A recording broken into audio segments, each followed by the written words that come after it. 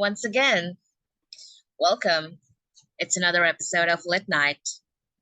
Disclaimer: I do not celebrate Halloween, and it's purely coincidental that I'm gonna say something on this episode, like this entire episode is gonna be about loads of trigger warnings. So I should give the trigger warning in the beginning because I'm gonna talk about a lot of painful memories, even though to me, they were just what just happened. It's not necessarily painful to me, but some people might get triggered. So there's that. Today's episode: no pain, not necessarily gain, but it's more like some sort of observation that I've learned. I just call it just numb.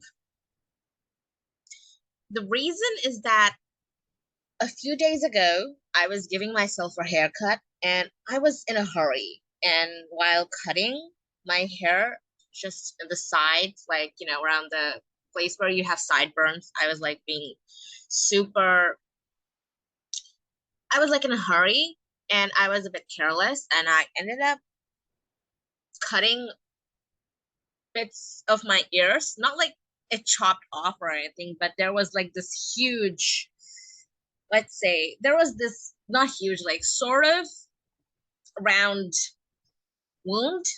Yeah, I hurt myself. But the thing is, when I cut, I just couldn't sense the pain at all. It's like I cut and there's like bits of blood coming out.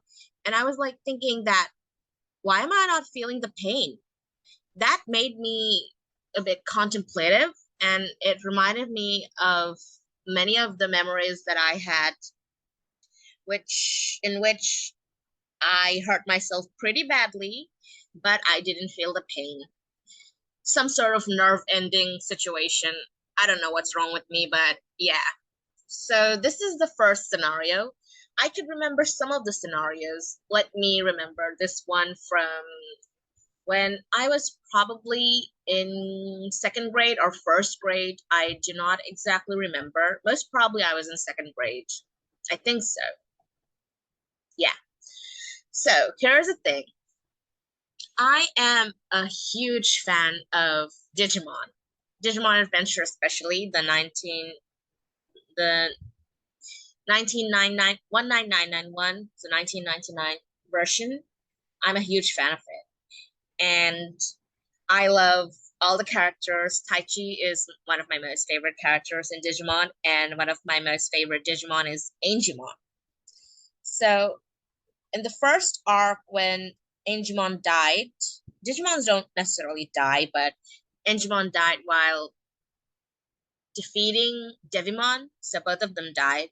And Angemon turned into an egg. I remember I was so sad. I couldn't handle the sadness. I was just like, I used to like sit around the corner in my house thinking, what will happen to Angemon? What will happen to Patamon, the previous version of Angemon? If you're a Digimon fan, you will understand what I'm talking about. So they're like, they evolve in stages, and Angemon is probably the adult stage, and Patamon was, I think it's called the child stage. Anyway, so Angemon died.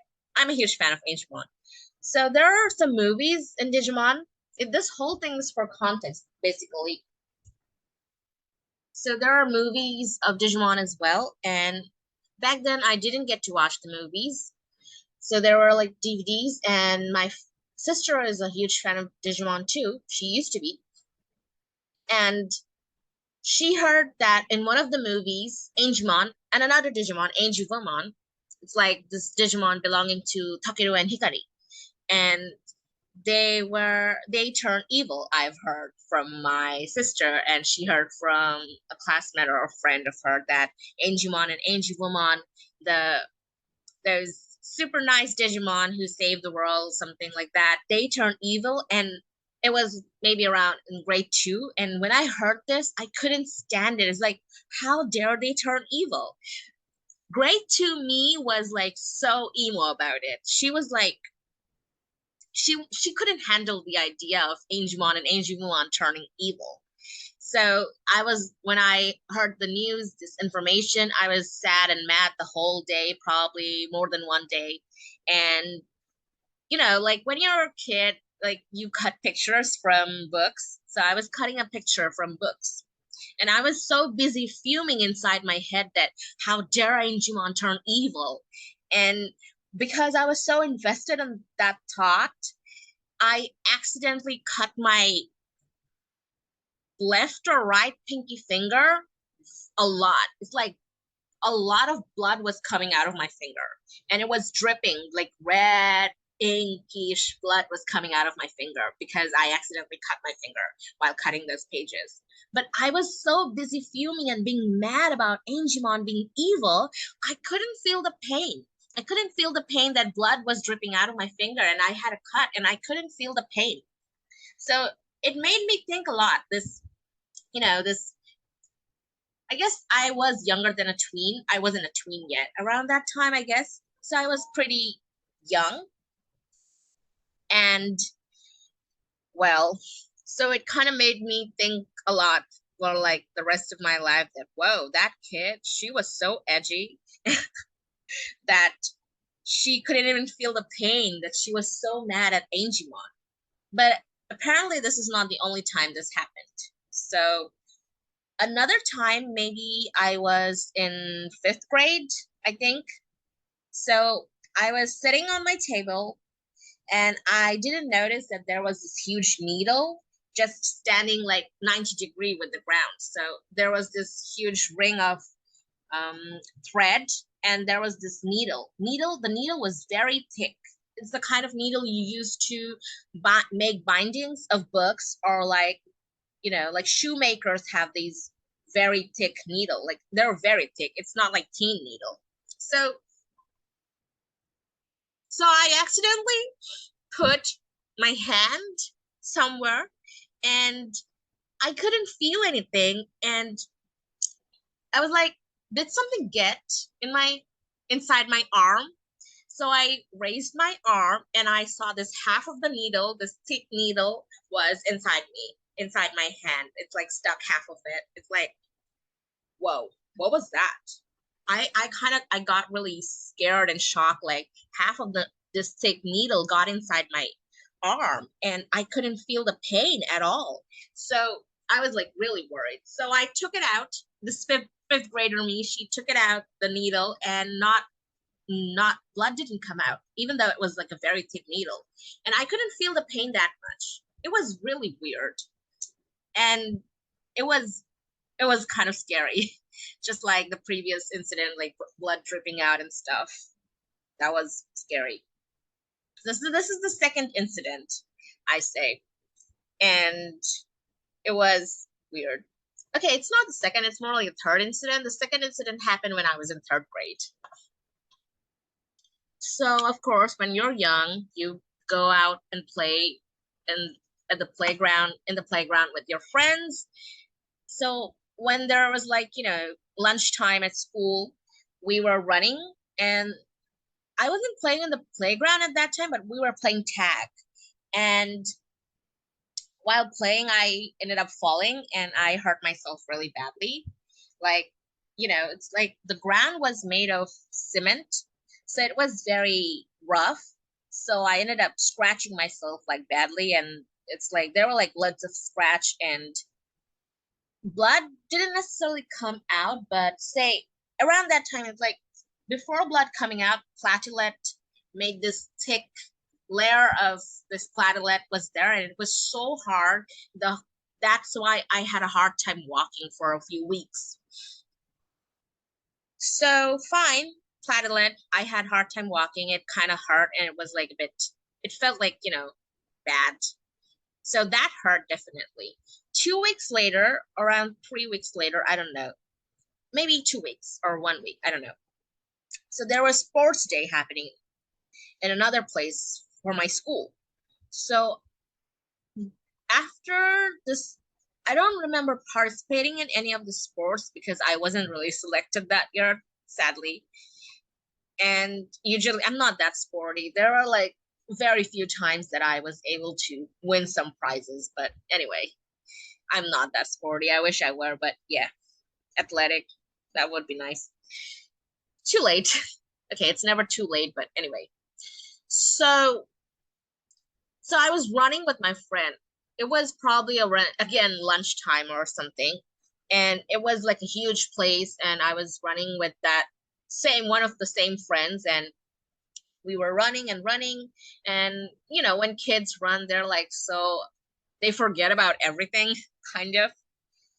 And so I didn't notice that someone else was walking, and she had this shopping bags that are made of hard paper, like they're very hard. So while running, I ended up that shopping bag that was parallel to my knee. I hurt my knee when I that's why I had a hard time running. But that shopping bag took was collided with my knee, and it took off this entire layer of those hard platelet layer. And it was a let's say it was a bloodshed. My socks, it turned red entirely. It was a gore fest. And once again, I didn't feel the pain at all. I'm not sure what to say about this. It's kind of, I don't know, I would say it's kind of unsettling. And unsettling because it's not the first time. Now it's like four events I have like this. The first few days ago that happened with my my knee hurting my ear but not feeling the pain really, and then the needle thing, then that me cutting my pinky finger and not feeling the pain, and now this one. So it was a gore fest. There were lots of blood. My socks were red. I didn't feel anything. I was like, oh, thankfully I don't have to deal with that huge layer of platelets. That's what I was saying to myself. But you see, when I was a kid, I was really afraid of conflict. Well, I think I still hate conflicts in the same way. I hate conflicts. I cannot stand them. And I hate to be, kids hate to be told off by their parents. And I was really wary of my dad. Yeah, it was, how Asian parents are. Anyway, so I was worried about my dad. Like, I wasn't worried what will happen to my feet, what will happen to my knee, what's wrong with my knee. I am bleeding so much and it's a mess. I was more worried about what dad would tell me. So, anyway, so this bloodshed happened. My friend took me to to the place where they gave me first aid.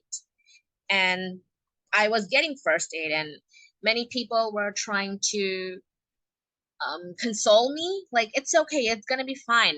And at, at that time I remember I was thinking that, dude, I'm not really worried about these things honestly, because I'm not really feeling the pain. They thought that I was really, you know very weak because of the pain and all the blood I've lost. So they called my dad. He came and I ended up crying because I was so scared, and they thought that I was crying because of pain. And I remember this classmate of mine, she was so nice to me. I don't know where she is, but I really liked her. I didn't know her that much. I was kind of intimidated by her all my life, but I always knew that she's so kind and everything. And she told me that it's going to be fine, don't cry. And I was crying and I was scared because, oh no, now what's gonna happen? So yeah, I was crying not because of the pain, because I couldn't feel it. I am numb in this case, like many other past incidents I've told you. But I was worried that, oh great, I made a mess. What's gonna happen? I don't want to be told off. It's so tiring. So I was worried about those things, and that's why I was crying. But hey, because I cried, I wasn't told off by anyone. My dad didn't say a single thing to me. I simply went home. He thought that I was like, weak in pain and everything, but I was like, nah, I'm cool. It's just blood coming out. Who cares?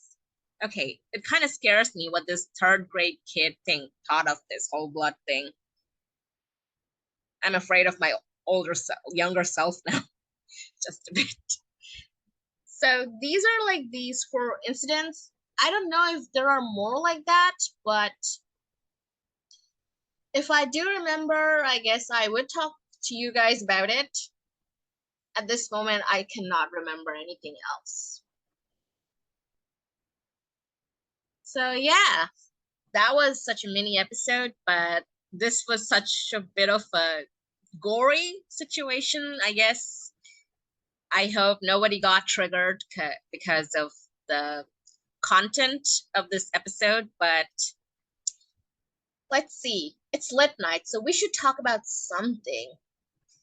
Of course, I don't really do Halloween, but winter is definitely amazing for spooky stories.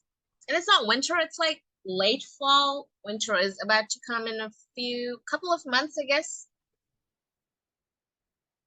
Should I give a prompt for today? Okay, so this is very random, but a few months ago, I was making prompt as I was talking to my sister. So it's kind of funny. So I was telling that, hey, sister, listen, I have a prompt. You want to know what's it about?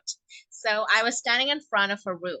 So I said that, what if you open the door and there is no one, and suddenly this head creeps out of the door, and I made a very spooky face, and she got super scared, and yeah, that was kind of funny.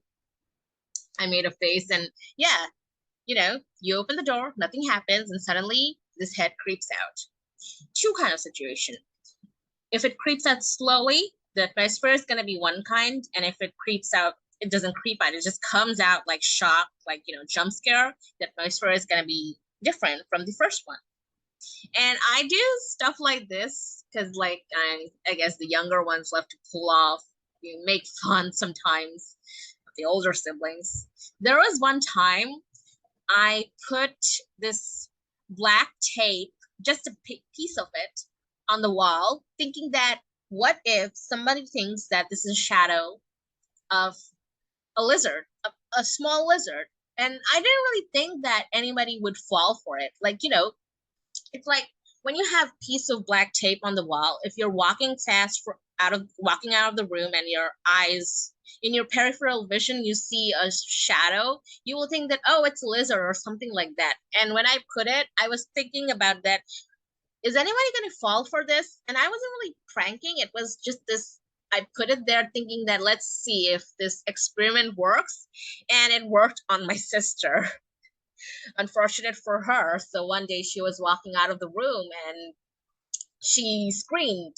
She screamed, and she said that, whoa, I thought it was a lizard. And I started laughing that, oh, I put this thinking that, wondering if anybody would fall for it, but I didn't know it's going to be you. And I was laughing at her because of that. And she was like, she was fuming. And that's a funny situation. And yeah, that's it for today.